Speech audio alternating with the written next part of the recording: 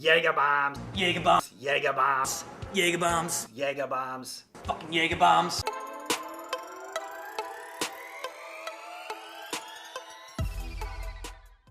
Let's be honest, when you guys were listening to that, you either had a flashback to a famous YouTube video, or you might have had a flashback maybe to college or younger days where you had just a little bit too many of these famous drinks. But what does the Jaeger bomb have to do with the popularity of energy drinks in the United States? So in 1997, Red Bull stormed the Pacific coast into California. That first year, they sold 5 million cans, which is a little bit absurd if you think about an international company moving into a market, introducing a product that really didn't exist. The idea of like an energy drink was not something that was all that familiar. There might have been some small introductions to it in some bodegas or little convenience stores across the country, but the idea of an energy drink did not really exist before the late 90s in the United States. How did Red Bull get so successful so quick?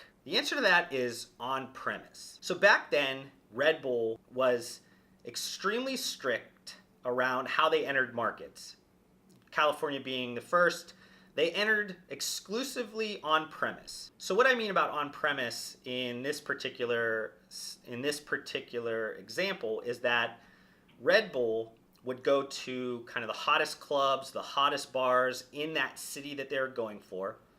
The sales reps, they would go to the hottest nightclubs, bars, whatever that was. They would basically offer them free coolers, stock the product in there. And as bartenders in the hottest clubs and bars of that city started to play around with the new drink, they started to realize that there was value in this new energy drink. They could charge a lot more for these energy drinks. It started to create a culture where if you were cool and you were hip and you were going to these bars and you had access to something that nobody else really had access to, it's kind of this idea of being involved first, the cool kids club, whatever you want to think about it. You bought those products there. You started to get excited. You wanted to get this more. You wanted to introduce this more into your life. And as the buzz in the market grew from this on-premise strategy, the sales reps would then move to convenience stores or other accounts that were in influential areas that could kind of expand on what these cool, hot nightclubs and bars were doing already. The great thing about what Red Bull was doing at that time was because they introduced it on-premise and the price point was already so high, when it got finally to convenience stores and different accounts and it was a price tag of $2 or $3, it wasn't such a shock because you were used to buying a drink for $10, $12, $15 that it seemed like it wasn't all that expensive.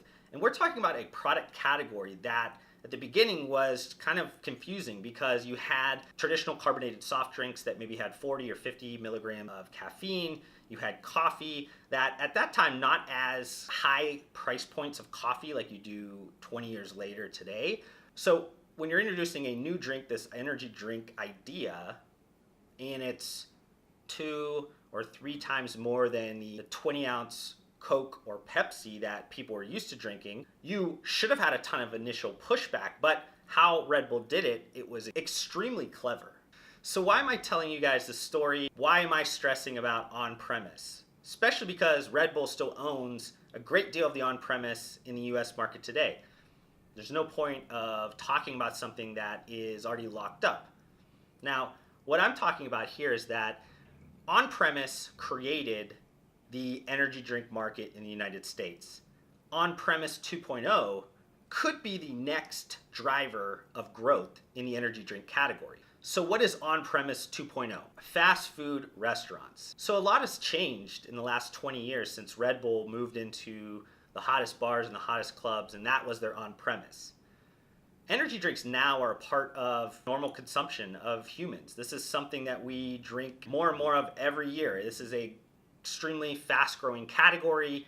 You have subcategories within the energy drink market that is growing immensely. You have tons of different opportunity. This is now something that is just commonly purchased by all age groups. This isn't a party product anymore. This is a get through life type of product. So because of that perception, because of consumers' willingness and want of this product, why not be on premise at fast food restaurants where a ton of commerce is happening? And I'm bringing this point up primarily because this is a contemporary subject matter right now. Sonic is introducing a Red Bull Slushy at their locations. This is the first time that Red Bull has made any type of partnership with a restaurant, a fast food restaurant.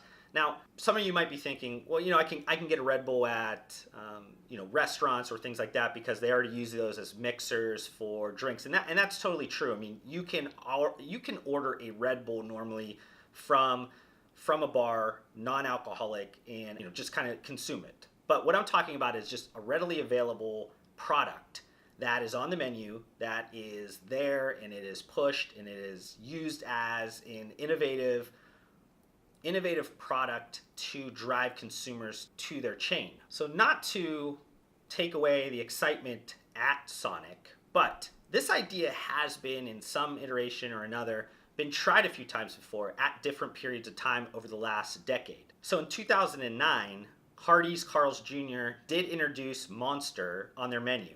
It's no longer, I don't frequent Carl's Jr. or Hardee's, no offense to them. This is not something that I normally eat, so I don't know specifically if it's still on like local menus, or you can order it and it's still available inside the store. But when I went online to look to see if it was still on their menu digitally, not on there. So I'm assuming that they tested it, didn't work out back in 2009. Then you didn't really see much activity until late 2015 when McDonald's announced that they were going to do 20 restaurants of a test market with Monster Energy. And I remember in 2015 when I saw that headline, I even remember making a post about it, probably on my LinkedIn or my company Facebook, about how I thought that was such a match made in heaven to have energy drinks with a McDonald's, and how the consumers matched up extremely well.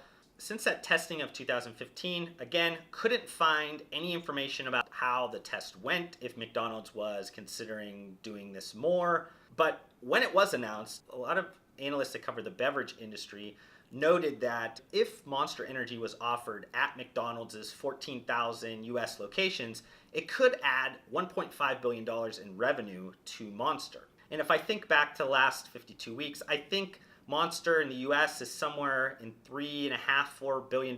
So this is a significant amount of business that could be had if this idea of on-premise 2.0 goes through. The only successful launch at a fast food restaurant that is still on the menu that I can find today, they offered this at all of their 400 locations, and from what I could see online, it was still offered on their menu. So it's obviously a very small amount of locations comparable to some of the opportunities, like if at a McDonald's or a Taco Bell or Burger King or something of that stature. So pulling this all back up, now in 2019, with energy drinks being such a common part of the American culture, something that is constantly purchased by all age demographics, no longer a party beverage only. This isn't something that you flash back to these Jaeger bombs and you think, oh man, that is for party kids only. This is something that is just a part of life. And